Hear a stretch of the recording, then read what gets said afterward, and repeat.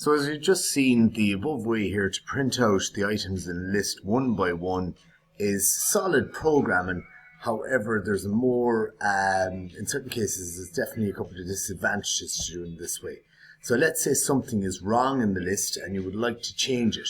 For example, let's say that it is a list of people's ages, there's an election called and you want to deal with only people who are old enough to vote. So you have a problem. You have a problem. You need to be 18 to vote, and in this case 17 is too young to vote, therefore you need to change it. So to do this, you need to loop through each item in the list, and if the item happens to be 17, change it. So in the following example, I will change 17 to 18.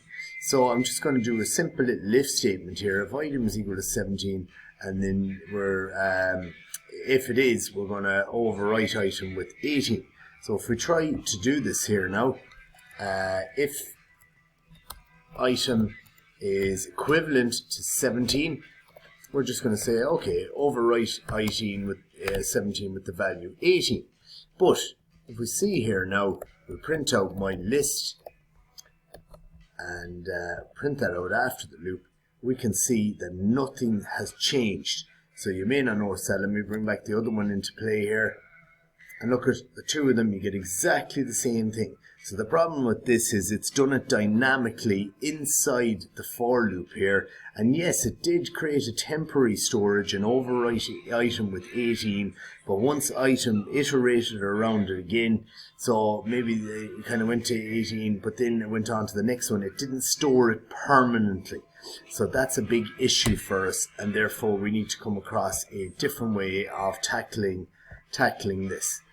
So if it's 17, change to 18, but if I do it this way, it is okay, but there are a couple of reasons why another way is better to do it. First of all, notice how my list is not permanently altered. So in the above example, you create a temporary storage. Yes, you change 17 to 18, but it only happens temporarily within the loop. Once you've broken out of the loop, you see that my list has not changed. So as you say, inside the loop here, if you were to print item at this particular time, you get 18, but it doesn't alter the my list, which is what you want to do. So creating a temporary storage like above is considered inefficient programming when there is a better solution available.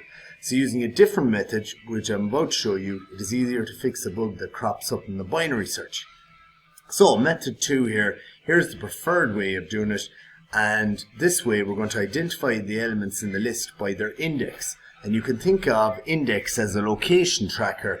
And let's have a look at the index of each element in the list. So the following prints out. So what are we going to have here? Well, on line 3, we're going to print out the elements of the list. And the associated index of each element represented in the list is on line 6.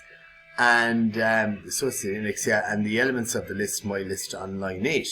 So what we're saying there is, just get rid of this fella back again here, and we've changed this to index, although I'll show you in a second you can still use item. That's only a variable, a temporary variable that can be, any name can be put there. I is often common, but we're going to use something known as the range function.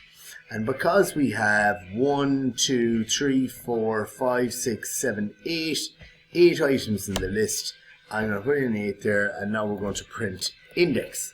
And I've used index because index is kind of saying, right, we're going to print out the index location of each of these items. So this is what the range function will do. It will allow you to print out a number of numbers starting at 0 and going up to, but not including the number. So basically, it's like printing out the index locations. So if I change that to maybe 10, and it'll go 0 to 9. If I change it to 20, it's going to go 0 to 19, and so on and so forth. So we'll loop around 20 times. I could change this to I, which is a common one that's used here, instead of index.